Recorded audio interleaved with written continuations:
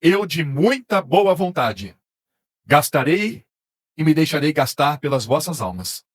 Ainda que amando-os cada vez mais, seja menos amado. Eu vi agora como o apóstolo Paulo, realmente, literalmente, ele se gastou e se deixou gastar. Olha o quanto que esse homem sofreu por causa do evangelho, por causa de Jesus. Ele sofreu por causa de Jesus. Para pregar que nós fomos atraídos por Cristo lá na cruz. Para pregar que nós fomos crucificados com Cristo, porque a única forma do pecado ser removido totalmente, perfeitamente e definitivamente do homem é quando ele morre com Cristo. Está lá em Romanos 6, versículo 7. Porquanto quem morreu está justificado do pecado. Quem morreu, aquele que está morto, né? Essa é a versão a corrigida. Atualizada vai dizer, porquanto quem morreu está justificado. Porquanto quem morreu. E ainda tem o texto, vamos continuar aqui? Só para a gente ver que foi de uma vez por todas. Pode passar, Amori, verso 8. Se já morremos com Cristo, cremos que também com ele viveremos. Morte com Cristo, fim da velha vida. Fomos ressuscitados com ele, nova vida. Vida extraordinariamente nova. Tudo se faz novo. Novamente, novo coração, nova vida, radicalmente nova. Para a glória de Deus. E aí ele fala, no verso 9. Sabedores de que, havendo Cristo ressuscitado dentre os mortos, já não morre. A morte já não tem domínio sobre ele. Pois quanto a ter morrido, olha só, vamos prestar atenção aqui, gente. Quanto a ter morrido, de uma vez para sempre morreu para o pecado. Mas quanto a viver, vive para Deus. De uma vez para sempre. Aí, Deus não está dizendo, ele está mostrando aquilo que Jesus fez. Um sacrifício que foi recebido pela graça do nosso Deus. Ele recebeu esse sacrifício para nos libertar do pecado. Foi paga a conta. Acabou. Acabou. E agora ele vai dizer para nós. Assim também, considerai-vos mortos para o pecado, mas vivos para Deus em Cristo Jesus. Não deixe o pecado ter domínio sobre você. Não deixe. Use o poder da palavra. Eu estou crucificado com Cristo. Eu já morri para o pecado. Essa maldição acabou na minha vida. Acabou. Isso não quer dizer que eu não seja falho, que eu não erre. Não tem nada a ver com pecado. Erro e falha não tem nada a ver com pecado. Porque se fosse pecado, não chamava erro e falha. Ué. Acabou isso na nossa vida. A maldição acabou. Louvado seja Deus. Por isso que o versículo 14 vai falar assim, ó. Olha lá. O pecado, ele não tem domínio sobre vós. Por quê? Porque eu não estou debaixo da lei. Agora estamos debaixo da graça. Superabundante graça. O pecado não tem domínio mais. Por quê? Porque eu não estou mais agora com a natureza pecadora em mim. Jesus falou que o pecado é a incredulidade. Todo homem nasce incrédulo. Ele não tem condição de crer em Deus. Por isso que precisa de fé. Por isso que precisa ter algo divino que vem lá de cima para tocar o homem. Porque se o homem tivesse capacidade para crer, ele não precisaria tomar ação divina. Ele mesmo decidiria. Nós não temos capacidade de crer na palavra. Por isso que se chama fé. Fé é quando Deus sabe do nosso entendimento e faz com que creiamos definitivamente. Olha que tremendo que é isso. Por isso nós devemos agradecer a Deus por o que Ele fez na nossa vida. Ele nos tirou das trevas e nos transportou para a luz, para o reino do Filho do seu amor. Ele tirou de nós uma natureza perversa. Perversa. E lá em 2 Pedro, capítulo 1, versículos 3 e 4.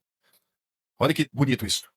Visto como, pelo seu divino poder, ele nos tem sido doadas todas as coisas que conduzem à vida e à piedade, pelo conhecimento completo daquele que nos chamou para a sua própria glória e virtude. E agora presta atenção no que ele fez. Pelas quais nos têm sido doadas as suas preciosas e muito grandes promessas, para que por elas vos torneis co-participantes da natureza divina. Qual é a natureza que está em nós agora? É a natureza divina. Quem que habita na nova criatura? É o Espírito Santo, é Cristo, é o próprio Deus que está em nós. Só que para ele vir habitar dentro de um homem, tem uma coisa que é fundamental, ou segundo o meu amado Luiz Ângelo, que não está mais aqui, imprescindível. Precisa ser lavado no sangue de Cristo. Porque só o sangue de Cristo é que lava você do manto do pecado. E para isso você precisa crer, então, que você estava lá. Você foi crucificado, você morreu, foi sepultado e ressuscitado com Cristo. Ali que foi que Deus providenciou o livramento definitivo do pecado. Acabou. Deus nos enche com a sua graça para vivermos esta vida. É até difícil falar, gente. É uma vida extraordinária demais. É uma vida fora de qualquer coisa que a gente possa imaginar. O que é Cristo vivendo em nós? É muito grande isto. É uma vida sobrenatural. A gente não vive um mundo natural. A gente vive o sobrenatural. E eu falo isso lembrando até do nascimento de Jesus. Como é que Jesus nasce? Como é que Jesus ele é gerado do ventre de Maria? O que fecundou o óvulo de Maria? Foi a palavra de Deus. Não foi o sêmen de José. Isso é sobrenatural. O natural seria o espermatozoide fecundar o óvulo. Mas nós temos um Deus do impossível. É aquele que fez a palavra dele fecundar o óvulo de Maria e Jesus veio, sem pecado, para que ele pudesse se oferecer na cruz.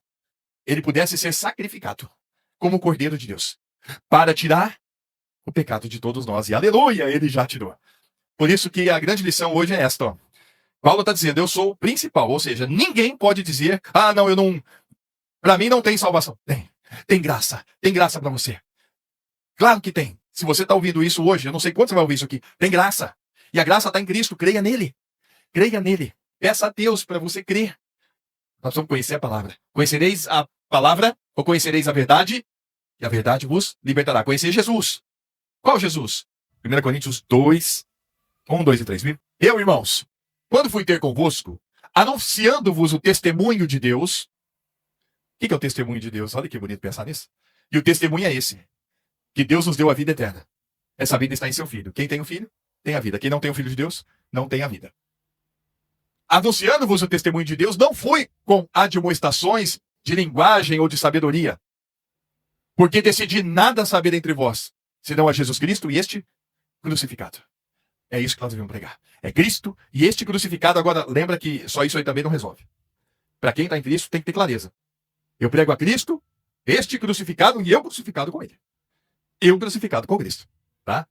Porque senão não tem vida. É preciso trazer isto. E aí ele termina dizendo: e fui em fraqueza, temor e grande tremor que eu estive entre vós. Verso 4.